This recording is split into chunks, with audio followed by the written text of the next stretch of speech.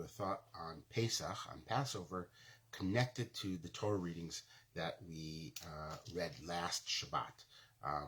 There was, of course, the regular Torah reading, which was vayakhel pekudei, as well as the additional reading of hachodesh. In the very beginning of the first Torah reading, there is the mitzvah mentioned of Shabbat and how we are not allowed to have any fire on Shabbat. On this idea, the Rambam points out that the fire that is prohibited on Shabbat is constructive fire, a fire that builds something. It's based upon, of course, the fire that was used to help build the fire that was used in the Mishkan to help create things, melt things down, and the like. And so the Rambam points out that it has to be constructive fire for it to be a violation. If it's just destructive fire, you're just using fire to burn something, to destroy something, technically that is not a violation of the Deraita level of having a fire on Shabbat. The Rambam, however, says, if you're using the fire for destructive purposes, but at the end of the day you actually want the ashes that result from that destructive, then it has a constructive element. The ashes themselves have some significance, some meaning. On this idea, the Lubavitcher Rebbe connected fire to inspiration. And he says, in general, in order for inspiration to have meaning, it has to result in something. It has to be constructive, meaning fire is the inspiration, and that's great, and you have the inspiration, but if it doesn't actually produce something, if it doesn't actually then create something, sorry for all these distractions, if it doesn't actually create something, so then the inspiration hasn't done its job. Just to feel a moment of epiphany is not a value, only if it actually leads to some type of action in our lives. It's not enough to think, it's not enough to hear an inspirational message, you have to then do something with it. However, the Lubavitcher Rebbe then goes one step further and says, but let's not dismiss or diminish the ashes. If you want the ashes, or if is some value in the ashes, so then it's still constructive. His understanding is inspiration that leads to something, even if it's not everything that you intended it to lead to, but it has some element, has some ashes, right? There's some consequence as a result. Don't diminish that. Those even small improvements in our lives based upon inspiration, those are also quite meaningful. I'd like to suggest another possible explanation of what the significance of ashes might mean in this regard. And to do that, I want to look at the second Torah reading from last week, hachodesh, Parshat hachodesh, which begins with the sanctification of the new moon and talking about the Jewish people and their connection to time.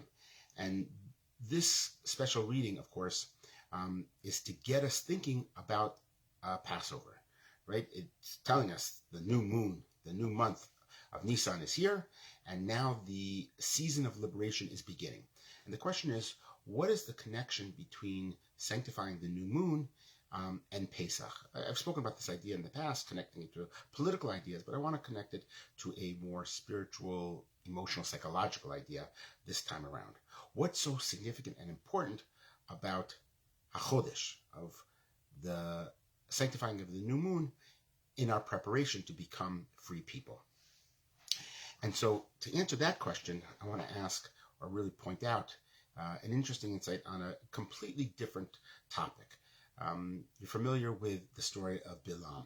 Bilam was the prophet who was hired by the king Balak to curse the Jewish people. And even though he knew that the Jewish people could not be cursed, he was told this, in fact, by God. He was quite aware that he was not going to be successful. Nevertheless, he traveled to try to curse the Jewish people in spite of that knowledge. And the question is why? And so as he's traveling, of course, there's the famous story of the miraculous opening of his donkey's mouth, that the donkey tries to prevent him from going on his journey to curse the Jewish people, and Bilam gets very upset with him, and he beats him 3 times. And the donkey opens up his mouth and says, "How could you be beating me these 3 times? Haven't I always led you in the right direction?" And on and on.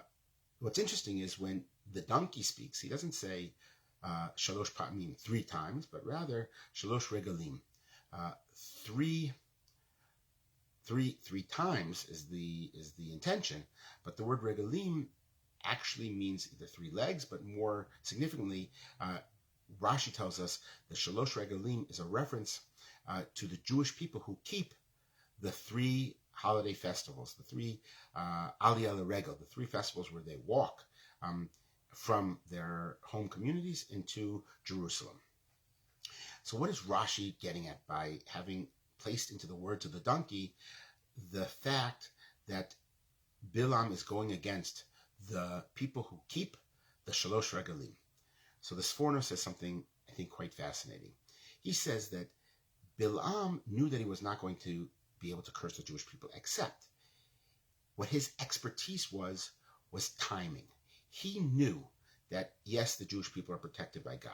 However, there might be one moment, 1 second, when God is so upset with the Jewish people that God will remove the protection. And Bilam, who's an expert at timing, will be able to jump in at that moment and be successful at cursing the Jewish people. So he's biding his time, waiting for the right time in order to be successful. In response to that, however, the Sforno says, wait a second, don't you know you're dealing with the people who are masters of the Shalosh Regalim? They know all about time. They know all about the importance and the significance and the power and the transformative nature of time. Right? The Shalosh Regalim are not just three celebrations. These are 3 times of the year when the people are transformed at Passover and Sukkot and Shavuot. There's incredibly powerful, important lessons that are permeating in the air, and the experience when they come up to Jerusalem. They understand the holiness of time and the power of special moments to transform. That's also, of course, the message of Rosh Chodesh, of sanctifying the new moon, that there are otot, there are signs, that God reminds us, as Rav Hirsch says, so we never are so distracted and distant from our relationship with God. We're constantly reminded and brought into the orbit of God and holiness with Rosh Chodesh, with Shabbat.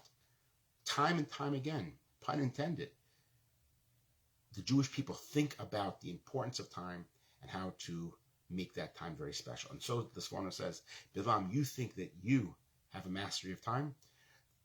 A great significance of the great element, the great aspect of the Jewish people is their dedication to understanding the importance of time, so you won't be successful.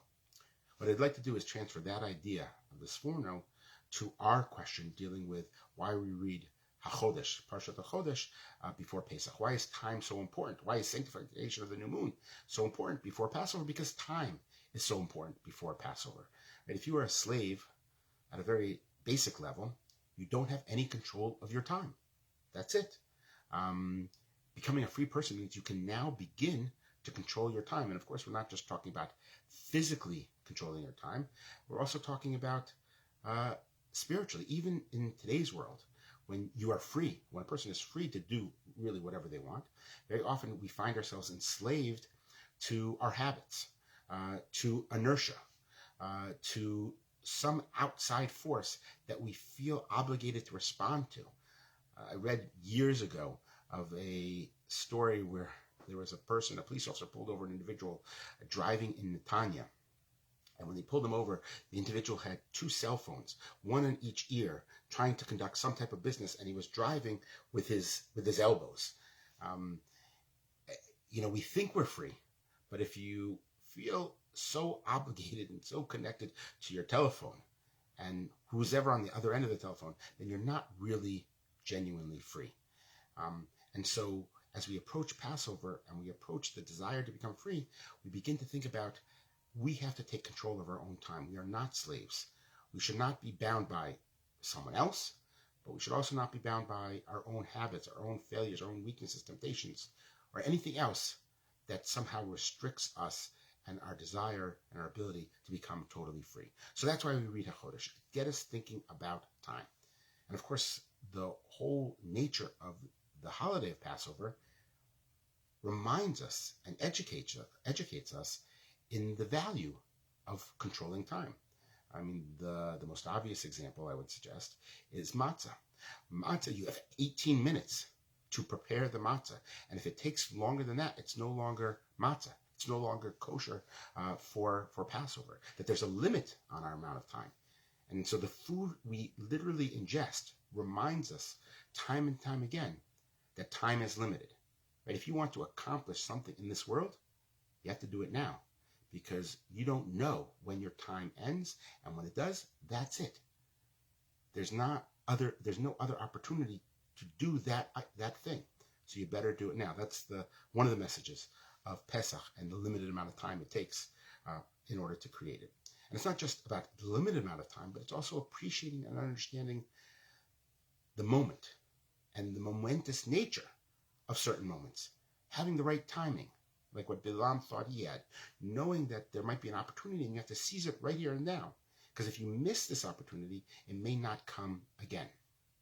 You see this actually in the maror that we eat. Most of us, of course, probably eat horseradish today as maror, but that's a relatively new custom, only from the 1400s, which, by Jewish standards, is fairly modern.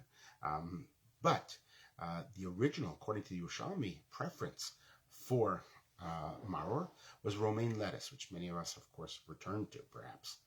Romaine lettuce, why, according to the Yerushalmi, is that the preferred form of maror?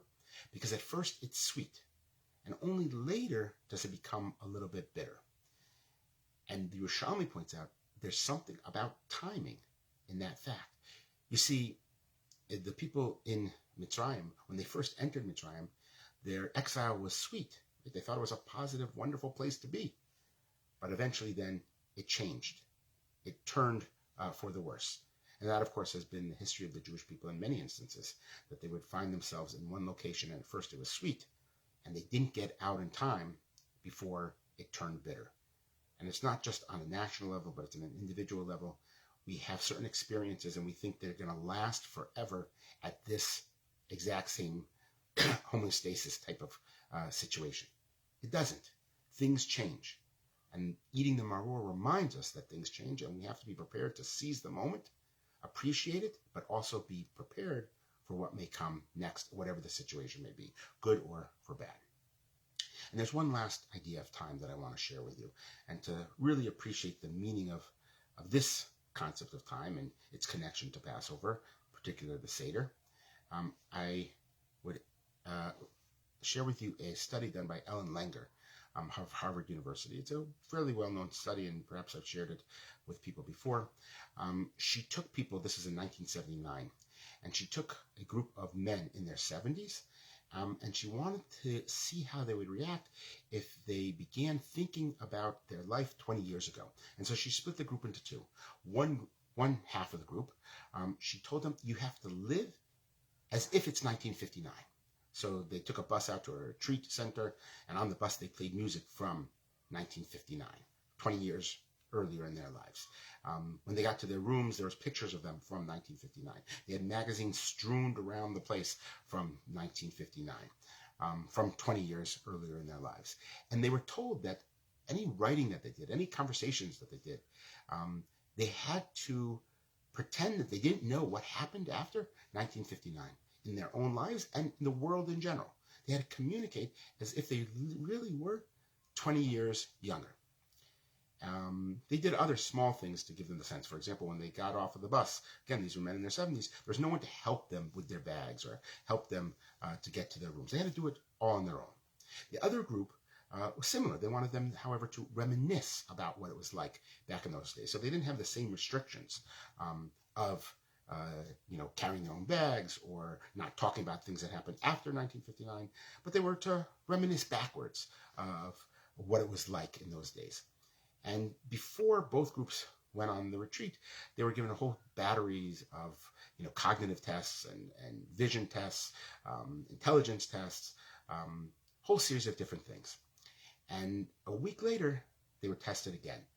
And in the group that was simply reminiscing about going back in time, there was some slight improvement, but not significant. But in the group that actually went back 20 years and began to act as if they were 20 years younger, there was tremendous differences. Many of them threw away their canes. Those who had canes, they started walking more upright. Their performance on cognitive tests, 60% of them had improvements. They had improvements in vision. They had improvements in memory. They had a whole series of improvements because they were living as if they were 20 years younger. I connected in my own life. Sometimes I try to jog, and if I listen to music, I find a big difference if the music I'm listening to is sort of modern music or music from when I was maybe 20 or 30 years younger. Part of it, of course, I just maybe like that music because I'm more familiar with it. But I think part of it also is, 30 years ago when I would go jogging, I was much faster. I was much younger. And perhaps the music sets me in that mood to feel as if I'm in fact younger in that regard. And maybe it helps me motivate a little bit more in this age. And that, to a certain extent, I think, is what's taking place at the Passover Seder. Remember, when we sit around the Seder, we don't just reminisce about something our ancestors experienced.